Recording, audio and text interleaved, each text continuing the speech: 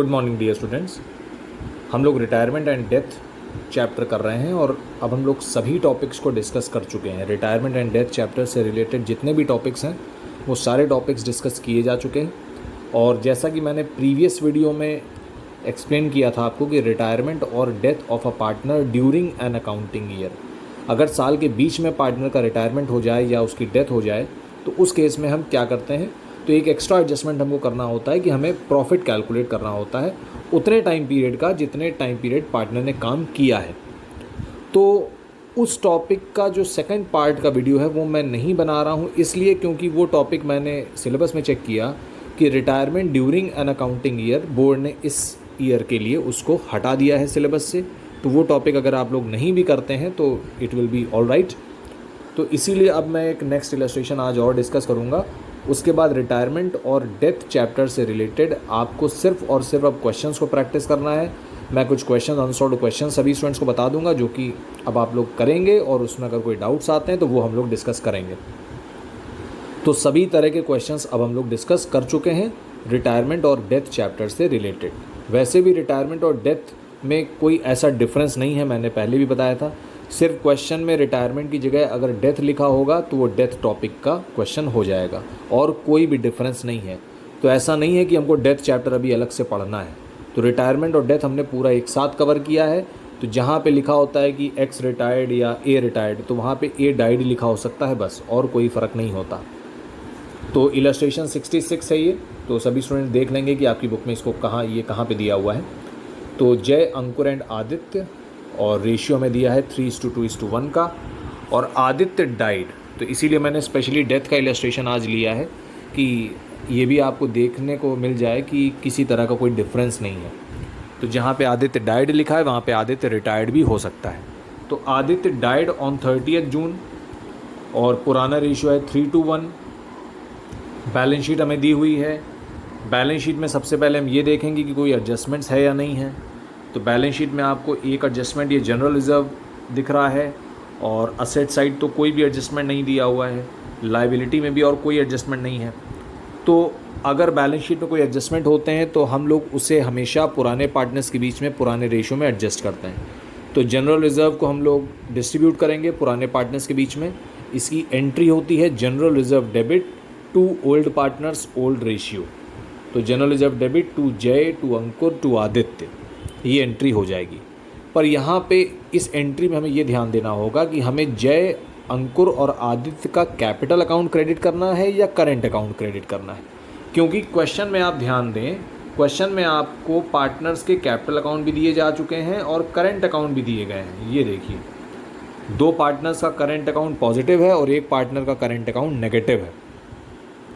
तो क्वेश्चन में कैपिटल और करेंट अगर दोनों दिया हुआ है तो इसका मतलब partners fixed capital system follow कर रहे हैं। अगर फ्लक्चुएटिंग होता है तो सिर्फ कैपिटल अकाउंट होता है, और यहाँ पे दोनों दिए हैं तो इसका मतलब पार्टनर्स फिक्स्ड कैपिटल सिस्टम को फॉलो कर रहे हैं। तो अगर हम जनरल रिजर्व की एंट्री करें तो एंट्री होनी चाहिए general reserve debit to Jay's current account, Ankur's current account, Aditya's current account, क्योंकि सारे एडजस्टमेंट करेंट अकाउंट के थ्रू होंगे, कैपिटल अकाउंट के थ्रू कोई भी एडजस्टमेंट नहीं किया जाएगा। तो इस बैलेंस शीट को देख के हमको यही लग रहा है कि हमको करेंट अकाउंट के थ्रू ही एंट्री करनी चाहिए। और बाकी बैलेंस शीट में कोई एडजस्टमेंट नहीं दिया है, मैंने बता दिया आपको, सिर्फ एक ही एडजस्टमेंट है और उसकी क्या एंट्री होगी वो भी हमने डिस्कस कर लिया है। अब आगे हम देखेंगे कि और क्या पॉइंट्स दिए हुए हैं क्वेश्चन में। पूरे फर्म की गुडविल हमें दे रखी है 30,000 रुपये। तो हमको पता है रिटायरमेंट डेथ चैप्टर में गुडविल की एंट्री होती है गेनिंग टू सैक्रिफाइसिंग। तो पुराना रेशियो हमने अभी देखा था, नया रेशियो हम देख लेंगे क्वेश्चन में अगर दिया हुआ है, जो कि यहाँ पे देखिए लिखा भी हुआ है, नया रेशियो इक्वल। तो जय एंड अंकुर जो बचे हुए पार्टनर्स हैं उनका रेशियो होगा 1:1। तो पुराना भी दिया है, नया भी दिया है, तो हम लोग गेनिंग रेशियो बहुत ही ईजिली निकाल सकते हैं। तो एंट्री हो जाती है गेनिंग टू सैक्रिफाइसिंग, तो उसको बार बार डिस्कस करने की कोई रिक्वायरमेंट नहीं है। और point number 2, point number 3, point number 4 ये सब आपके रीवैल्यूएशन के पॉइंट हैं, तो ये पॉइंट्स भी हो जाएंगे रीवैल्यूएशन के। और यहाँ पे हमको नया रेशियो बता दिया गया है। उसके बाद क्वेश्चन कह रहा है profit for the year ended 31 March 18 was 4,08,000 and Aditya's share in profits is to be determined on the basis of profit for the year ended 31 March 2018। तो अभी इसी पॉइंट के बारे में मैंने आपसे बताया कि अगर पार्टनर का रिटायरमेंट या डेथ साल के बीच में हो जाए तो वो टॉपिक बोर्ड आपसे इस साल नहीं पूछेगा। तो फिलहाल अभी हम डिस्कस ऑलरेडी कर चुके हैं, तो इस पॉइंट को करने में कोई प्रॉब्लम नहीं है हमको। तो पार्टनर की जो डेथ हुई थी वो हमने देख लिया था कि पार्टनर की डेथ हो चुकी है, और पार्टनर की डेथ कब हुई थी ये भी हम लोग अभी दोबारा से देख लेते हैं। इलस्ट्रेशन में सबसे ऊपर ये बात लिखी हुई है। तो पार्टनर की डेथ हो चुकी है 30 जून को। तो पार्टनर ने कितने मंथ्स काम किया ये कैलकुलेट करना बहुत सिंपल है। 31 मार्च को साल ख़त्म हो जाता है, तो अप्रैल में फिर से स्टार्ट हो जाता है 1 अप्रैल। दैट मीन्स अप्रैल, मई और जून पार्टनर ने 3 मंथ्स काम किया है। तो 3 मंथ्स का प्रॉफिट हम उस पार्टनर को देंगे। और प्रॉफिट हम कैसे कैलकुलेट करेंगे? टाइम बेसिस और टर्नओवर बेसिस 2 मेथड होते हैं। तो टाइम बेसिस हमने ऑलरेडी डिस्कस कर लिया था, तो उसी मेथड के अकॉर्डिंग यहाँ पे क्वेश्चन में भी आपको दिया हुआ है। तो लास्ट ईयर का प्रॉफिट आपको दिया हुआ था, तो लास्ट ईयर के प्रॉफिट के हिसाब से हम पहले 3 महीने का प्रॉफिट निकालेंगे और उसके बाद उस 3 महीने के प्रॉफिट में से पार्टनर का शेयर निकाल। तो ये देखिए, सबसे पहले गेनिंग और सैक्रिफाइसिंग रेशियो कैलकुलेट किया गया। तो न्यू माइनस ओल्ड फॉर्मूला होता है। तो हमने देखा कि जय गेन भी नहीं कर रहे हैं, सैक्रिफाइस भी नहीं कर रहे हैं, तो एक ही पार्टनर गेन कर रहा है अंकुर, और एक ही सैक्रिफाइस कर रहा है जो पार्टनर जा रहा है, यानी जिसकी डेथ हो रही है। तो अगर गेनिंग टू सैक्रिफाइसिंग एंट्री बनाई जाए तो एंट्री बनेगी अंकुर डेबिट टू आदित्य। तो गुडविल की जो एंट्री यही हो जाएगी, gaining debit to sacrificing, that means Ankur debit to Aditya. उसके बाद आदित्य का प्रॉफिट आप निकाल लेंगे। पूरे साल का प्रॉफिट आपको दिया था 4,08,000 रुपये। तो 4,08,000 में पहले आपने 3 महीने का निकाल लिया और फिर आपने पार्टनर का शेयर निकाल लिया, क्योंकि पूरा 3 महीने का प्रॉफिट तो नहीं दे देंगे पार्टनर को। उसका शेयर आया 17,000 रुपये। तो अब आप 17,000 रुपये की एंट्री करेंगे। और ये भी मैंने बताया था कि अगर प्रॉफिट शेयरिंग रेशियो चेंज हो रहा है पार्टनर्स के बीच में तो एंट्री होती है गेनिंग टू सैक्रिफाइसिंग, और अगर प्रॉफिट शेयरिंग रेशियो चेंज नहीं हो रहा है तो पीएल सस्पेंस के थ्रू एंट्री हो जाती है। पीएल सस्पेंस डेबिट टू जो भी पार्टनर जा रहा है, आउटगोइंग पार्टनर। तो अभी तो हम देख रहे हैं कि क्वेश्चन में रेशियो चेंज हो रहा है। पुराना रेशियो 3:2:1 था और नया रेशियो 1:1 है। तो रेशियो तो चेंज हो गया है। तो रेशियो चेंज हो गया तो इसका मतलब इस समय 17,000 रुपये की जो एंट्री होगी वो गेनिंग टू सैक्रिफाइसिंग होगी।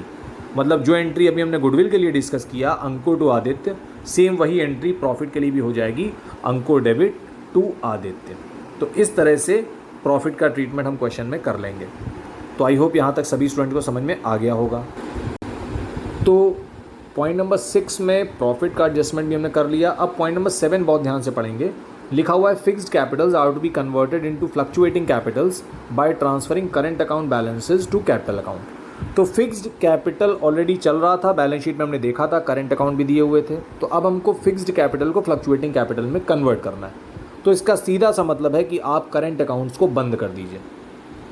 तो करंट अकाउंट्स को आप कैसे बंद करेंगे? उनको आप कैपिटल अकाउंट में ही ट्रांसफ़र कर दीजिए।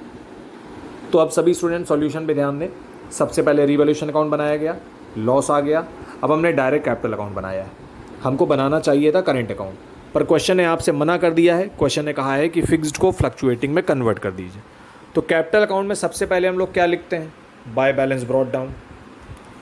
उसके बाद करंट अकाउंट जो आपको दिए हुए थे बैलेंस शीट में अभी, तो 2 पार्टनर्स का करंट अकाउंट आपको लायबिलिटी में दिया हुआ था, तो वो तो पॉजिटिव था, तो उसको देखिए हमने यहाँ पे लिख दिया बाय करंट अकाउंट्स।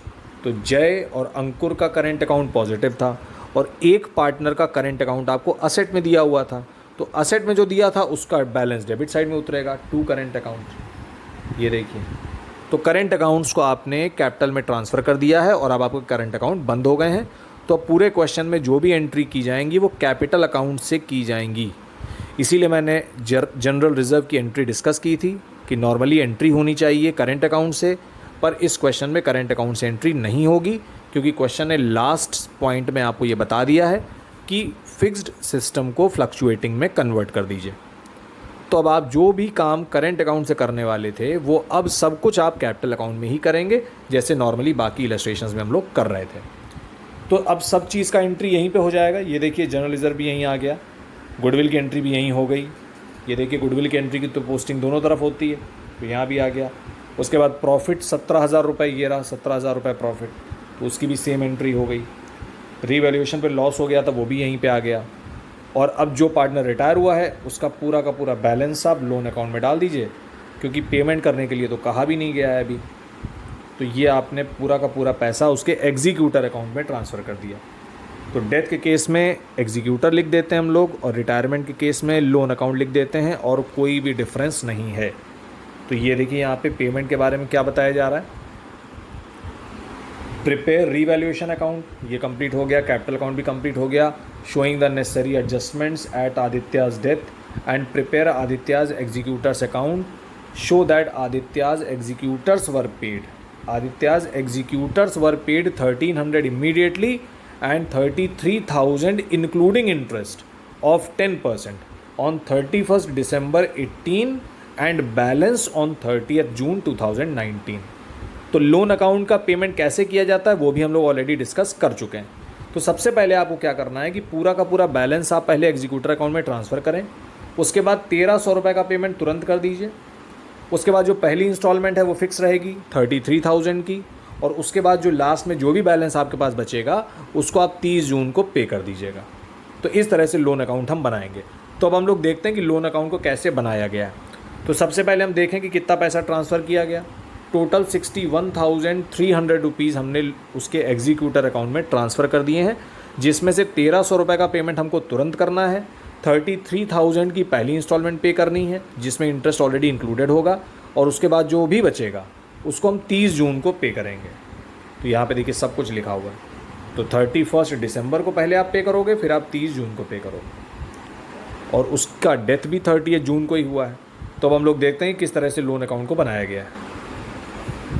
तो ये देखिए लोन अकाउंट यहाँ पे बनाया जा रहा है।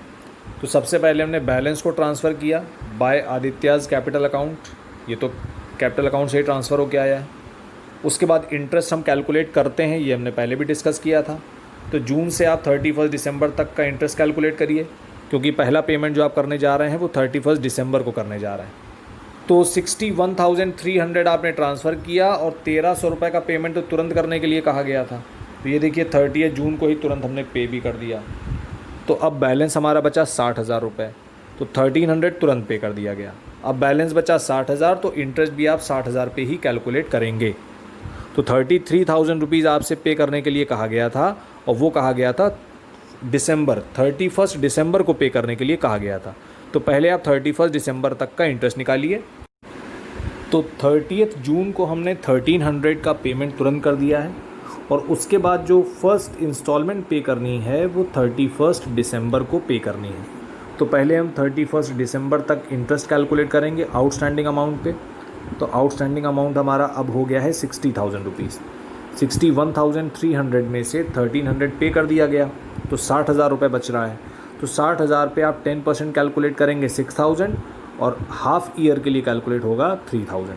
तो इंटरेस्ट हमारा आया 3,000 रुपये 31 दिसंबर तक, और 31 दिसंबर को ही आपने तुरंत नेक्स्ट इंस्टॉलमेंट पे कर दी। तो 33,000 की पहली इंस्टॉलमेंट का पेमेंट हो गया। अब ईयर तो हमारा ख़त्म होगा मार्च में। 31 दिसंबर को हम इंस्टॉलमेंट पे कर रहे हैं, तो इट डज़ नॉट मीन कि हमारा ईयर भी ख़त्म हो रहा है। तो आप 31 दिसंबर को अकाउंट नहीं क्लोज़ कर सकते, अकाउंट अभी खुला हुआ है आपका। तो अकाउंट क्लोज़ होगा मार्च में जाके।